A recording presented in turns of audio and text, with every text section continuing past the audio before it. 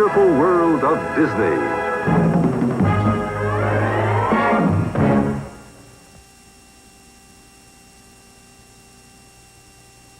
Prairie and Seal Island. And now your host, Walt Disney. You know, if there's one question everyone seems to ask about our true life adventures, it's how do we manage to pry into the private lives of the animals? Get the secrets of nature on film. Well, here's part of the answer. A telephoto lens that can give you a close-up of an animal a quarter of a mile away. Now, just to give you an idea, down the studio street there, I can see a signpost a couple of blocks away, but I can't read it. But if I pick it up with this telephoto lens, this is what I see.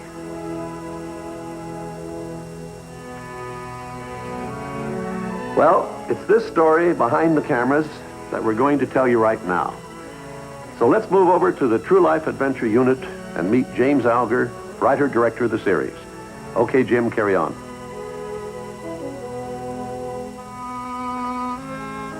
You know, we call our cameramen naturalist photographers because they're experienced naturalists as well as operators of cameras. Some are recognized authorities in their field.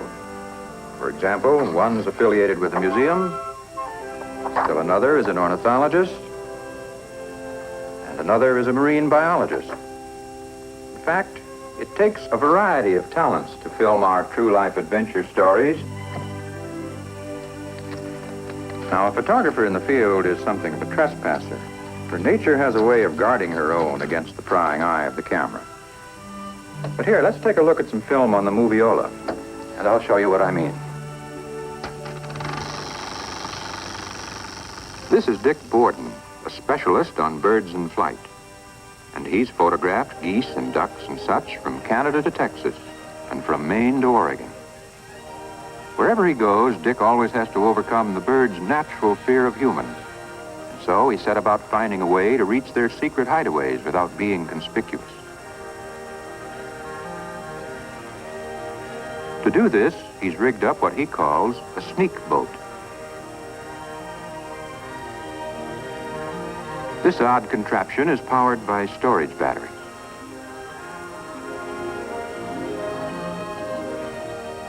And this electric motor, almost completely noiseless, propels it through the water.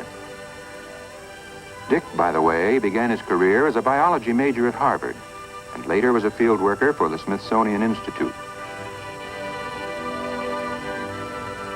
But now, with all the wires hooked up and the boat ship-shape, he's ready for action, first loading the all-important camera. This strange craft is guided by his feet, because when Dick's working, both hands are busy with the camera.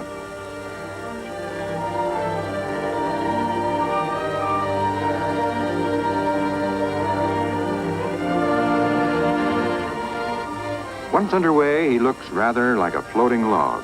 And as a matter of fact, that's the whole idea. Here's what the water world of marsh and willow looks like from his water level view.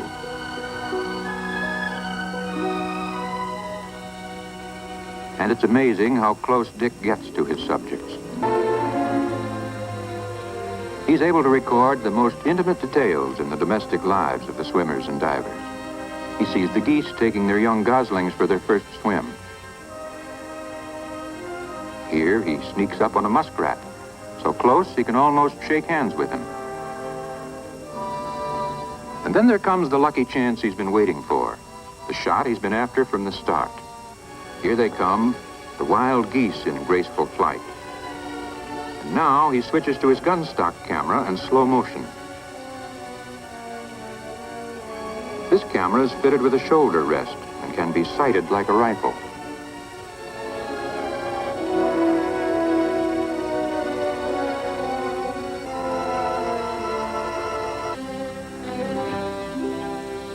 But to Cleveland Grant and his wife Ruth, it was all in the day's work.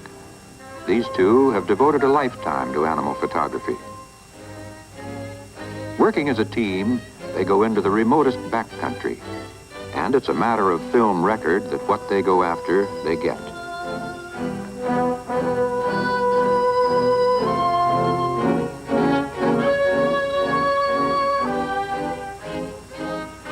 Ruth devotes much of her time to recording the acrobatic activities of her photographer husband.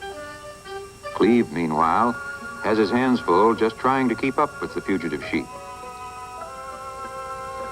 And in the end, it takes a good stout length of manila rope and a bit of the cowboy's skill to get where the bighorns are going. If you want a portrait of the bighorn, you must simply follow him to the highest crags.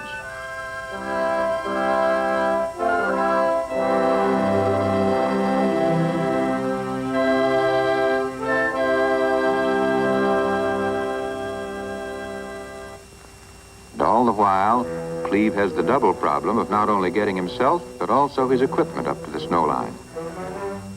But all this effort proved worth the doing.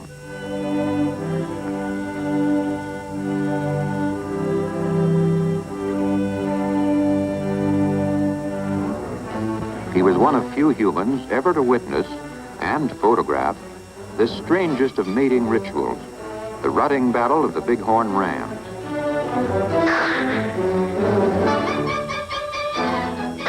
The sound of their collision. Now, when we set out to make our feature film, The Vanishing Prairie, we knew that a chapter on the buffalo was a must.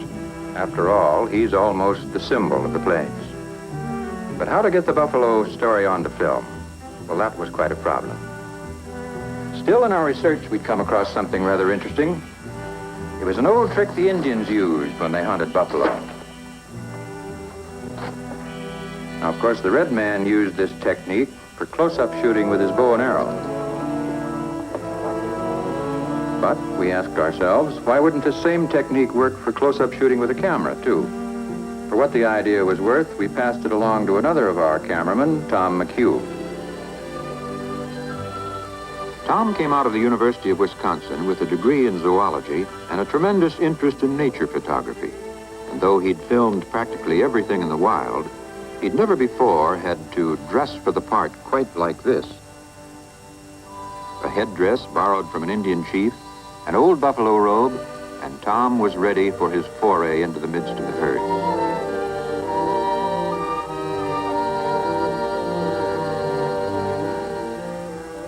Now he looked like a buffalo, or hoped he did, because there was always the chance the trick might backfire. And there was a moment when it looked as if Tom might be in for a bad time.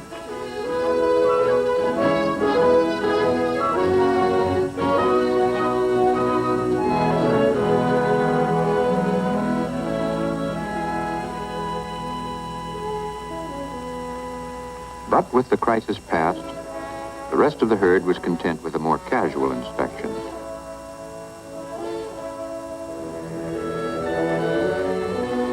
And Tom was accepted as a full-fledged member of the Buffalo Brotherhood. Indeed, he became so interested in the buffalo and their ways, he decided to write a thesis on them for his PhD degree at the university. And, after all, who's better qualified than a man who's been a buffalo himself? Tom McHugh witnessed events rarely seen in the wild. A buffalo calf's first attempts to walk. And the obvious maternal concern of the cows when the little fellow got into trouble. The longer Tom worked at this, the more he saw. And then it came to him that a whole new chapter of the prairie story was being opened up. Here, right under his nose, was another of the prairie's vanishing species, the prairie dogs. And here was a chance to record the intimate details of their home life.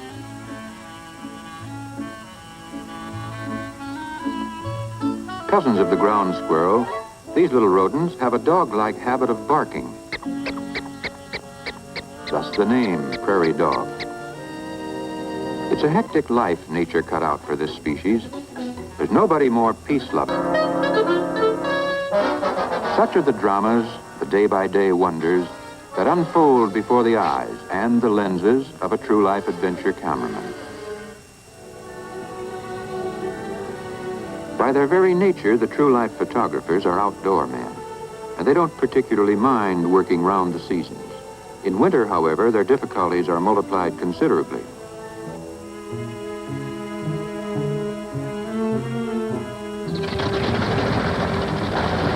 Tom McHugh joined James Simon, another of our naturalist photographers, and the two of them made a daring excursion into the heart of buffalo country in the dead of winter.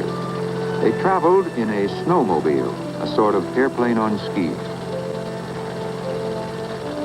As a safety measure, two of these odd vehicles were chartered for the trip. In case one got into trouble, the other could serve as a rescue craft.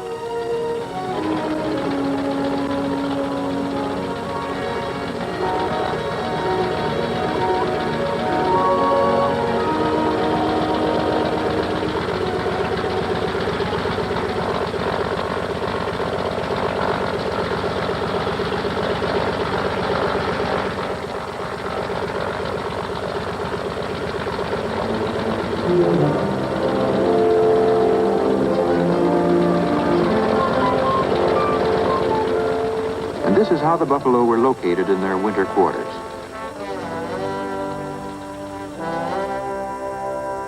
And this time, Tom McHugh found he didn't need a buffalo robe disguise for close-ups.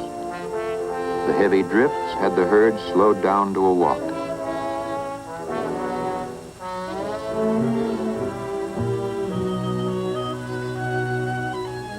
This was snowshoe country, but Jim Simon, born and raised in this part of the world, was on his home ground.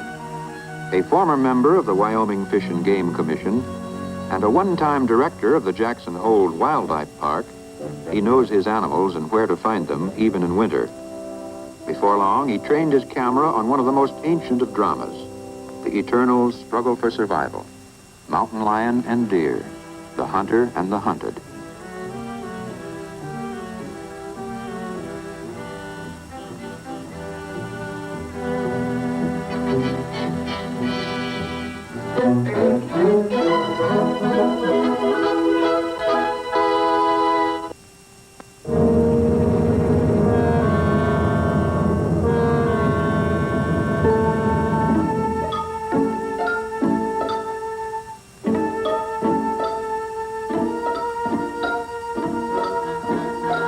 With the change of season, Jim Simon joined forces with Lloyd Beebe.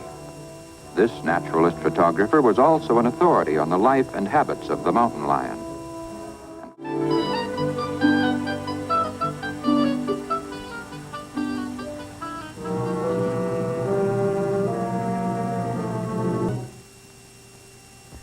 You know, nature always deals in the rare and the unexpected.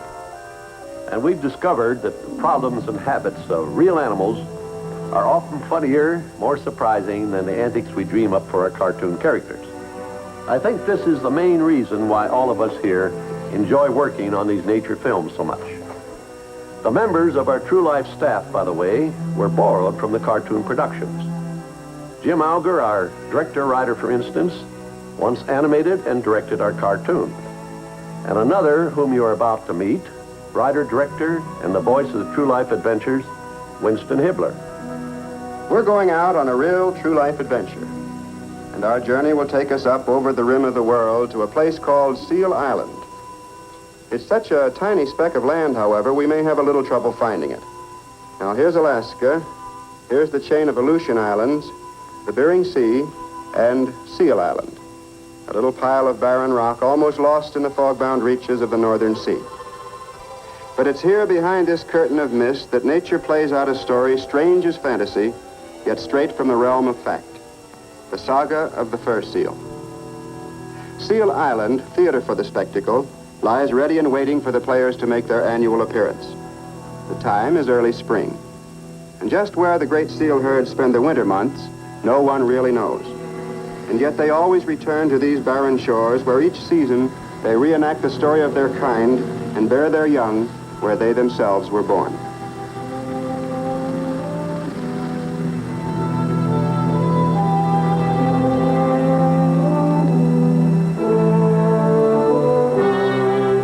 The month is May, and the play will soon begin. Meanwhile, out on the treeless tundra, the reindeer await the coming of the players.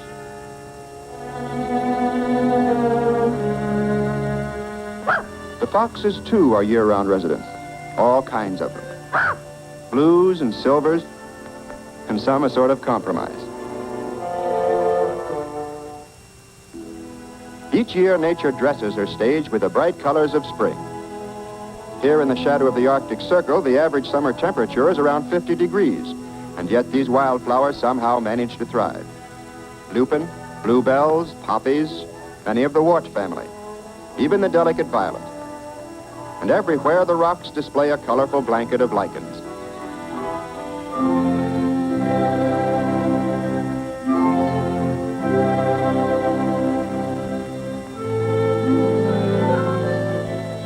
The bouquets are in place. The stage is set. Everything is ready for the homecoming seal. And here they are. First on the scene are the bulls. These are the monarchs of the herd. Big, burly fellows, they weigh almost as much as a horse.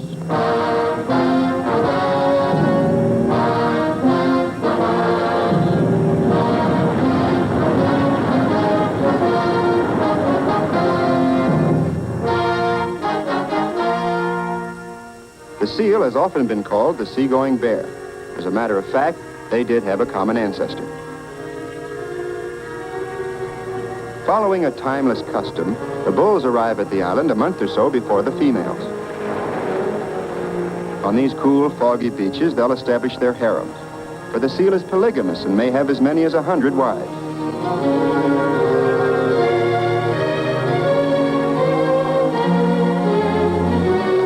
These first comers are called beachmasters, and for good reason.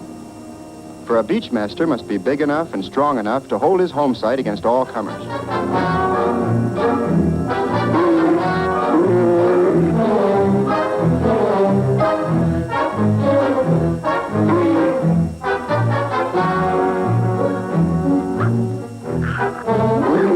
When the beachmasters move in, the older residents move out.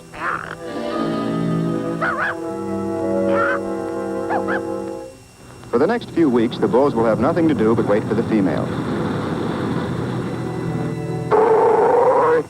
Once the harem is captured, however, the beachmaster must be always on the alert, for protecting his household becomes a full-time job. There won't even be time for meals. The bull goes through the entire summer without eating. He exists solely on the fat stored up in his immense bull neck. And now, for the moment, a temporary truce prevails as the beachmasters doze and wait and watch the sea. Meanwhile, in the gallery seats along the neighboring cliffs, the migrant birds move in to watch the show and set up summer housekeeping.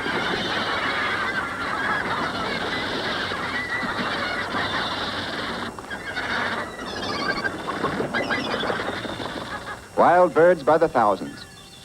Many of them have flown 3,000 miles to nest here. It's the early bird indeed who gets the best spot on these narrow ledges. While this may not seem like the best spot for a nest egg, to the birds, these forbidding rocks are havens of safety.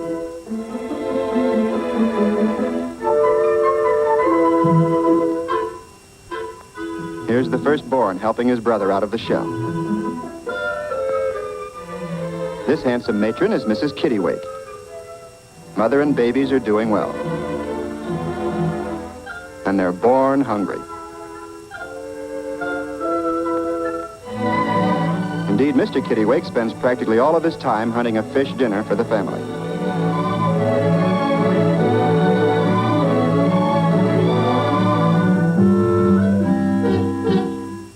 Other seaside residents are the puffins. There are several varieties. This one is tufted with sideburns that trail in the breeze. And the horned puffin. Brightly colored and gay, this little fellow with the oversized bill is often called the sea parrot.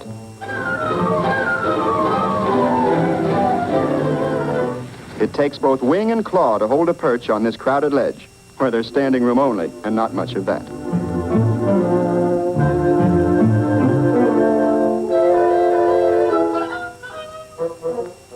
Mother Nature must have dipped into the rainbow when she painted the parrot of the sea. Like the seal, these birds come back season after season to the island where they were born. Meanwhile, the vigil of the beachmasters goes on and on. Some grow restless and search for better vantage points. Others wait patiently through the long twilight hours.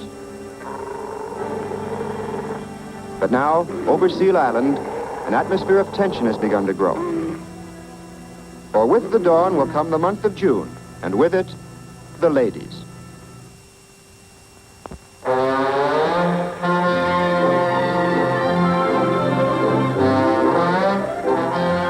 Yes, here they are at last, right on schedule, swimming and diving playfully as though glad their journey is over. But they don't seem in any great hurry to go ashore. Perhaps they're just playing hard to get, taking their time, looking over the prospects, having a final fling of single blessedness. Eventually, however, they must make their choice for better or for worse, so some of them start coming in. Among the welcoming committee, rivalry mounts. Tempers flare as the bulls raise their manly voices to attract the females. The march of the brides continues and competition increases. Of course, there's always one who just can't make up her mind. The harems are formed by the simple process of rounding up the females and escorting them to the various home sites along the beach. Finally, all the females join the parade to the wedding rocks. There are no old maids on Seal Island.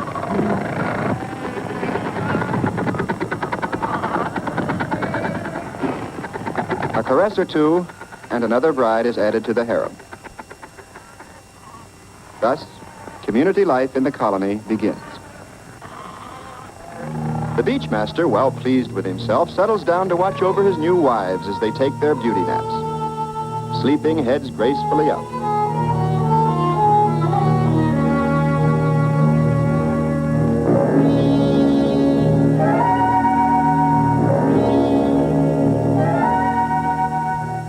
Ah, what more could one wish? A good home, adoring wives, a peaceful paradise.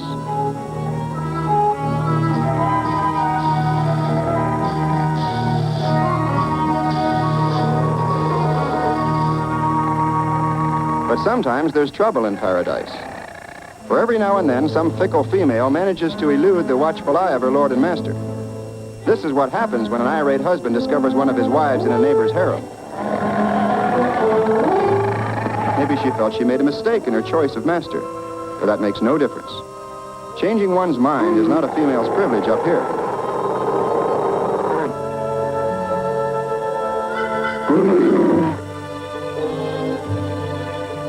The truce of the first few days is over.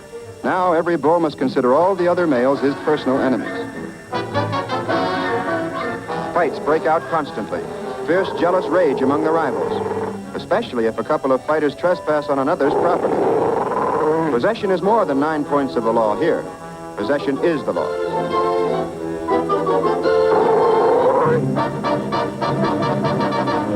Here's a bull grabbing a wife for himself. He's determined to have a harem, even if there's only one bride in it.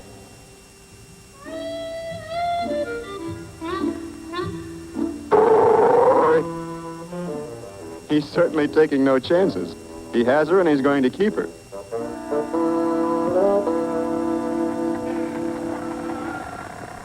A curious thing about the seal is its playfulness, its sense of fun, developed beyond that of most wild creatures. In the water, of course, they're as graceful and clever as mermaids. But on land, too, they engage in many forms of play.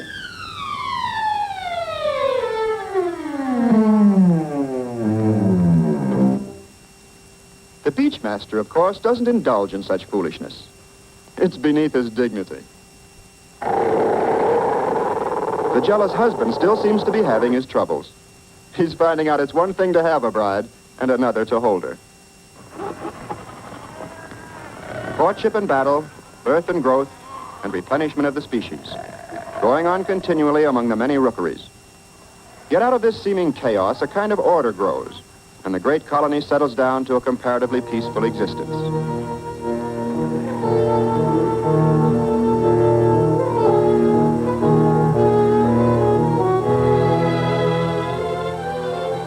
There are more than 100,000 seal on this one beach. Looks like Coney Island on the 4th of July. Now it's late June, and the rookeries are alive with new babies. Seal Island has become a huge nursery. One pup and only one is born to a mother seal each season. This is the pup from the mating of the previous summer. It's born a few days after mother comes ashore and before she mates again. Seal pups are coal-black at birth and weigh from 8 to 10 pounds. They're nursed like any other mammal. The baby seal gather in groups or pods for comfort, for safety, and for school. Yes, school. Because they learn by practice what they must know as grown-ups in order to survive. Like all small fry, the baby seal imitate what they see and hear. They fight just like their fathers, make all the proper sounds of battle and huff and puff, and of course wear each other out.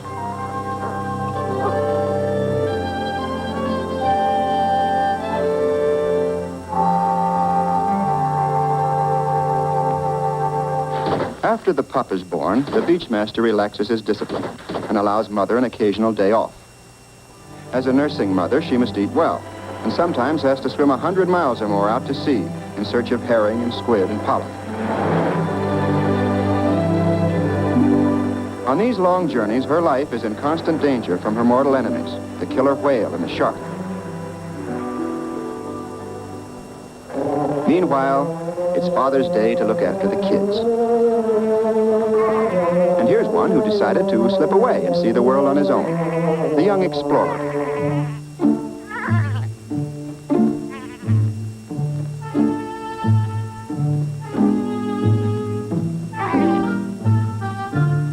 The great adventure is barely underway when he suddenly remembers something he forgot. Lunch. Well, there's only one answer to that. Mother. What's this? Somebody ahead of him? Wrong mother. A mother seal will nurse only her own pup, and she can't be fooled. She always knows her own. So this little fellow will have to keep on looking until he finds the mother he belongs to, or until she finds him, if she finds him. And there are some mighty big ifs in this world where survival is a daily battle. Or if mother, in her search for food, has fallen prey to her enemies of the deep, there's real trouble brewing for this youngster. Did we mention trouble? When 800 pounds of blubber parks on your flipper, there's not much you can do about it but yelp. And wait until the big bully makes up his mind to move.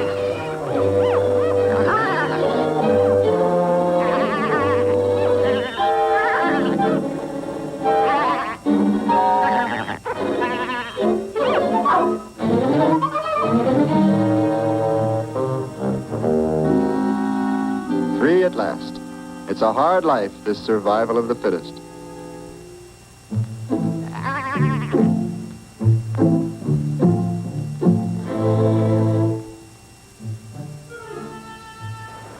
Since no one else will nurse him, let's hope Mother comes home soon. For if anything has happened to her, this pup will surely die. There are no orphans on Seal Island.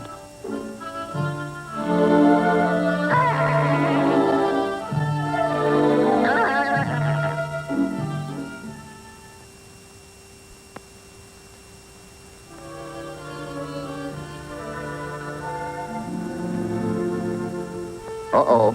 That's a big ocean out there, and this little fellow had better give it a wide berth. For curiously enough, seal pups are born without knowing how to swim. Careful. Whoop.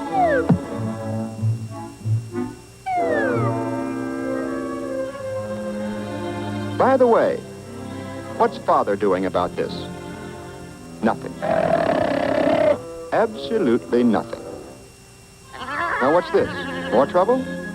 Better look out. One slip here and it's a long, long way down. Ah, here comes Mother at last. She seems to sense that there's trouble afoot, and of course her first thought is for her pup. By some mysterious instinct, she'll be able to recognize him among all the thousands of pups on the island. That is, if she can find him.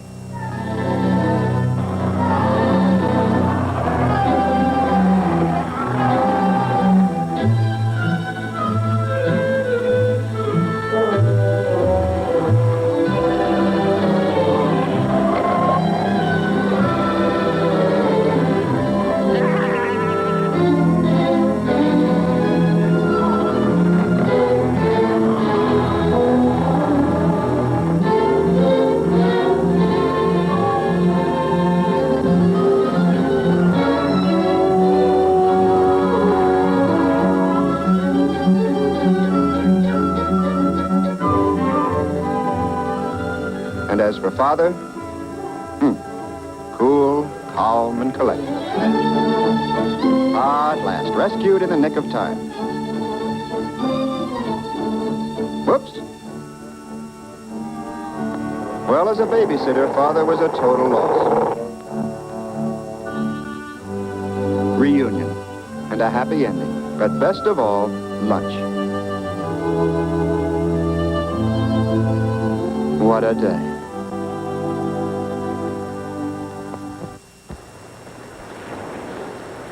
In the few short weeks before September, when the seal herd will leave the island, the pups must master the art of swimming. For seal pups must learn to swim like any land animal. And so the swimming lesson becomes one of the most important activities of the summer.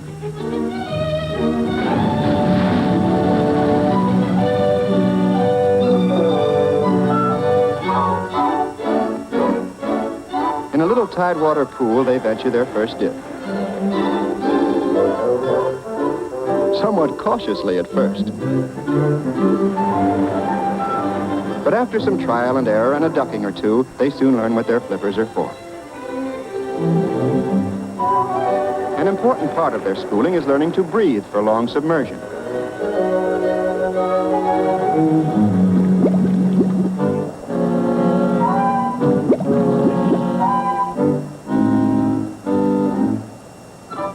Blowing bubbles in the old swimming hole is all part of their training.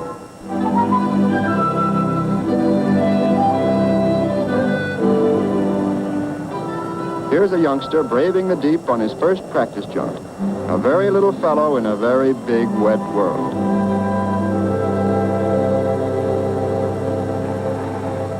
The males, from 2 to 5 years old, are known as bachelors. And bachelors they are indeed. For all the females belong to the beachmasters and are members of one harem or another.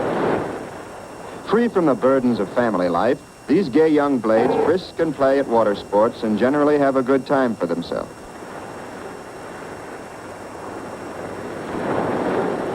The bachelors' living areas among the rocks and driftwood are usually inland. And this creates a curious situation, for they're completely cut off from the shoreline by the harems of the beachmasters. By unwritten law, however, the bachelor is permitted to travel to and from the sea along certain avenues or corridors between the harems.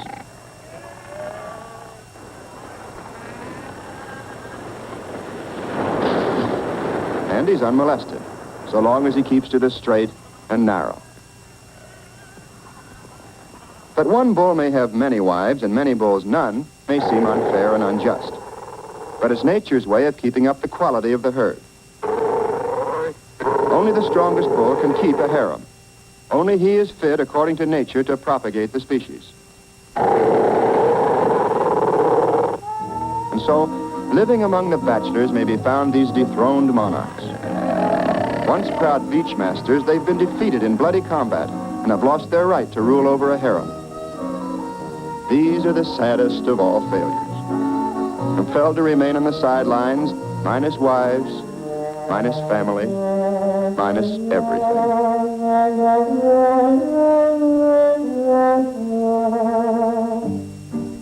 And so constantly faced with these sad reminders that only the fit may survive, the young bulls spend much of their time training for the one big event of their lives, the day when they can challenge the beachmaster for a right to a harem.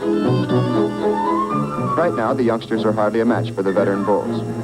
They'll have to wait till they're 6 years old and fully grown. Meantime, they become one another's sparring partners.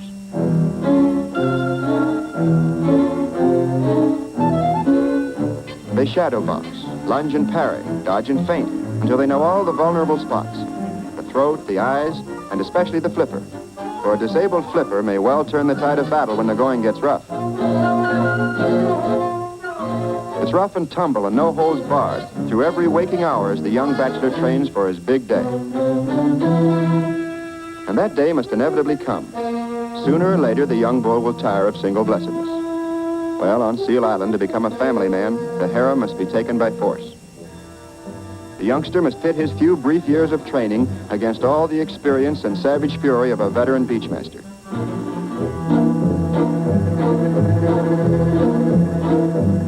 But no matter the odds, the primitive urge for battle cannot be denied. Recklessly, he oversteps the bounds, enters forbidden territory. There he goes, the challenger. Beachmasters growl their warning.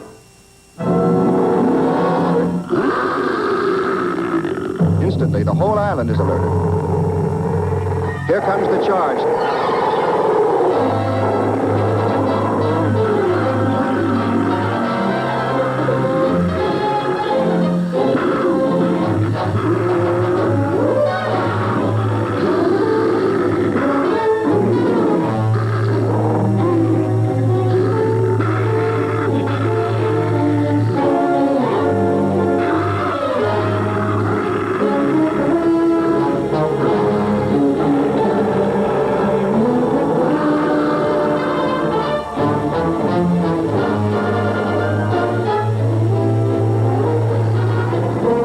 Veteran of a dozen battles, the older bull has plenty of experience. But this time, youth and speed and power prove too much for him, and he's forced to give ground. The tide of battle turns. Quick to sense the change, the other harem bulls suddenly turn on their former comrade and help the challenger clinch his victory.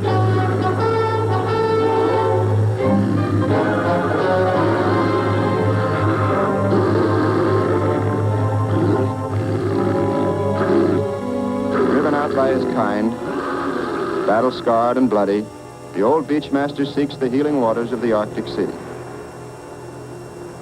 He's had his day and youth must be served, and so, a new beachmaster. The king is king no more. Long live the king.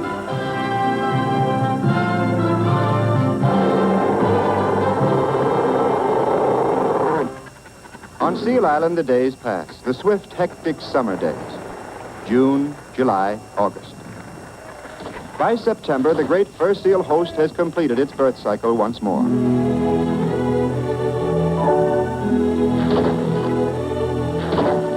Again, the herd sets out on its long migration, heading southward into the Pacific, through the Aleutian Passes, beyond Unimak and the island of the Four Mountains, convoying the new generation, swimming no man knows where. Yes, once more, the players in the great spectacle vanish into mystery. And Mother Nature rings down her curtain of mist on another true life adventure, the saga of Seal Island.